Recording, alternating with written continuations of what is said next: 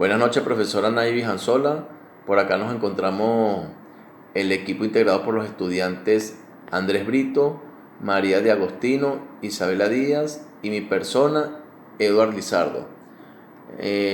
A continuación vamos a dar cumplimiento a la actividad correspondiente a la unidad número 1 sobre el marco sociohistórico y conceptual de la sexología. En primer lugar tenemos lo que fue durante la prehistoria, donde existieron dos etapas.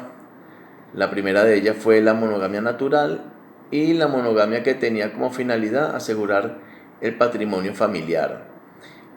En la Edad Antigua, en el Antiguo Testamento se señalan las normas que regulaban la conducta sexual de la época.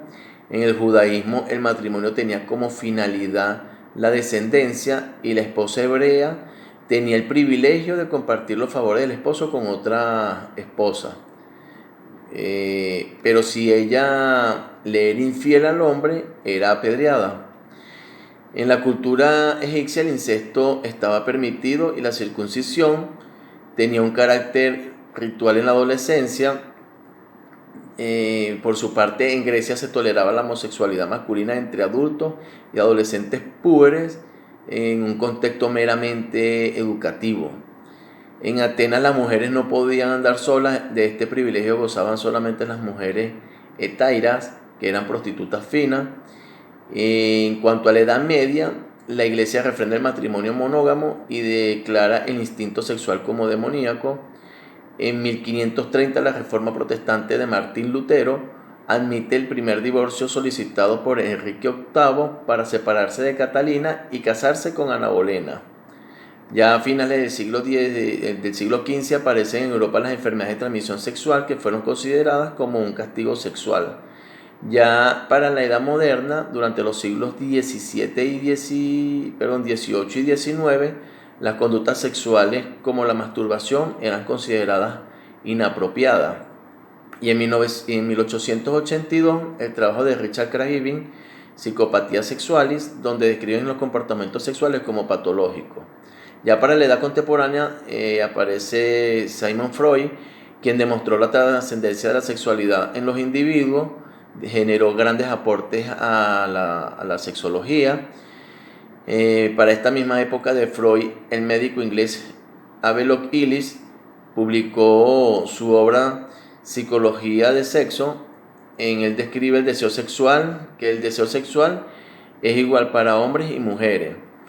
Ya para 1922-1927, Margaret Singer inició un movimiento de control de la natalidad en los Estados Unidos y publicó artículos sobre la sexualidad de la mujer. En 1948 se publican las investigaciones de Kinsey sobre la conducta sexual del varón y para 1953 sobre la conducta sexual de la mujer. En 1966, Master y Johnson publican su libro Respuesta Sexual Humana, manifestando que tanto hombres como mujeres tenían la misma capacidad de respuesta sexual. Y por último, para 1970, Germaine Greene, que en Feminista Activa publicó su obra El eunuco femenino, que es considerado un baluarte del movimiento feminista. Entonces aquí vemos que esto demuestra que el comportamiento sexual no es simplista, ya que dependerá del contexto sociohistórico y cultural en que se desarrolla. A continuación los dejo con la compañera María Fernanda. Saludos, yo soy María Fernanda de Agostino, estudiante de la universidad, y el día de hoy les voy a hablar sobre algunos conceptos de la materia. Sexología es la rama del estudio de la mente humana dirigida hacia todos los temas de la sexualidad desde una perspectiva netamente científica. Este toma información de diversas ciencias y fue considerada por primera vez disciplina científica a finales del siglo XIX.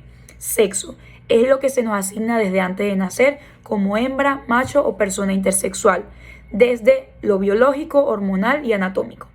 Género es un constructo social dinámico que va evolucionando junto a las civilizaciones de lo que se considera correcto o incorrecto sobre los roles y comportamientos de hombre o mujer.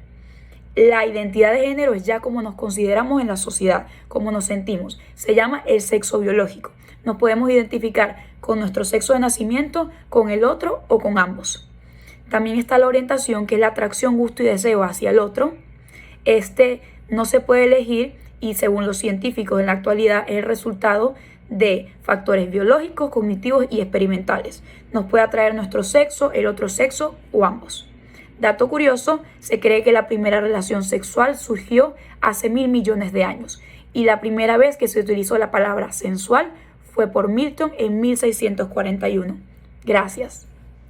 Buenos días, mi nombre es Isabela Díaz y yo les vengo a hablar sobre el desarrollo sociohistórico de la sexología, que es un campo de estudio que aborda la evolución de la comprensión de la sexualidad humana a lo largo del tiempo y en diferentes culturas. En este sentido, la masturbación y el coito han sido temas recurrentes en la exploración de la sexualidad humana. Por esta razón, en la antigua Grecia se consideraba que la masturbación era un acto de autocontrol y un medio para evitar el exceso de pasión sexual.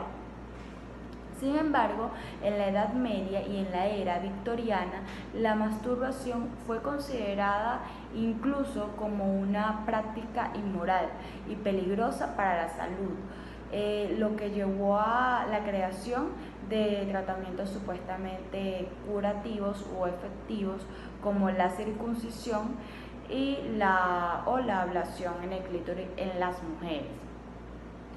En cuanto al coito, ha sido considerado un tema en diferentes culturas como una práctica con diferentes objetivos, como la procreación, el placer, la satisfacción emocional, entre otros.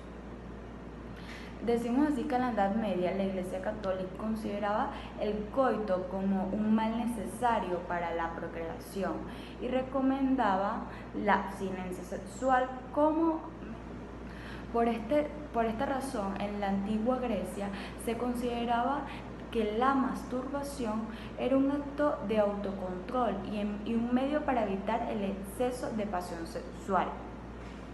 Sin embargo, en la Edad Media y en la era victoriana, la masturbación fue considerada incluso como una práctica inmoral y peligrosa para la salud, lo que llevó a la creación de tratamientos supuestamente curativos o efectivos como la circuncisión y la ablación en el clítoris en las mujeres. En cuanto al coito, ha sido considerado un tema en diferentes culturas como una práctica con diferentes objetivos, como la procreación, el placer, la satisfacción emocional, entre otros. Decimos así que en la Edad Media la Iglesia Católica consideraba el coito como un mal necesario para la procreación y recomendaba la abstinencia sexual como medio para alcanzar la santidad.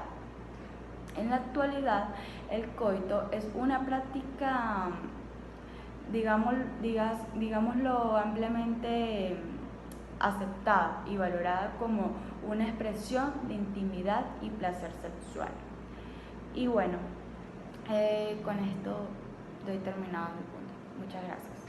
Función sexual.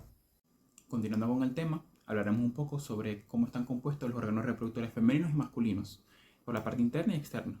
Empezando por los femeninos, encontramos que por la parte interna están compuestos por las trompas de falopio, por el útero, por los ovarios, cervix y lo que es endometrio y la vagina.